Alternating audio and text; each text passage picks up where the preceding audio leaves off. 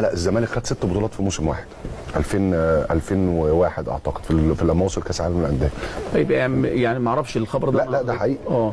ما تزعلش يعني. هو 6 بطولات والله. ليه؟ ايه 6 بطولات؟ والله رجعوا لي ال6 بطولات. اول نادي في العالم ياخد 6 بطولات في موسم اللي هم ايه؟ والله خبر حقيقي. ما انا قول لي ايه البطولات. يا جماعه راجعوا اهو اجيبوا له انا اهو جيبوا له ال6 بطولات. هو انت مستخسر فينا ان احنا اول نادي خدنا 6 بطولات؟ انا زعلان ليه؟ انت دخلتني في تاريخ والله. انا مدرب منتخبات. لو قلت حاجه تعقل 6 بطولات في طب يا جماعه ايه 6 بطولات؟ ارجوك خلينا بقى مطولين في البرنامج. انت انا مش همشي النهارده غير لما اشوف 6 بطولات. جيب لي اول نادي في العالم يحصل على 6 بطولات في موسم واحد هو نادي الزمالك.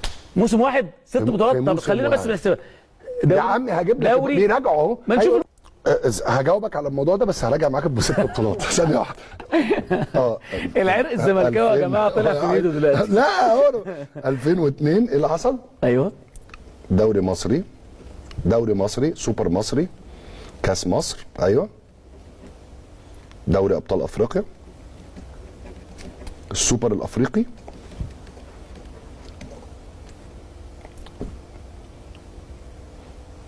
بس تمام ماشي. في البطوله العربيه دوري ابطال العرب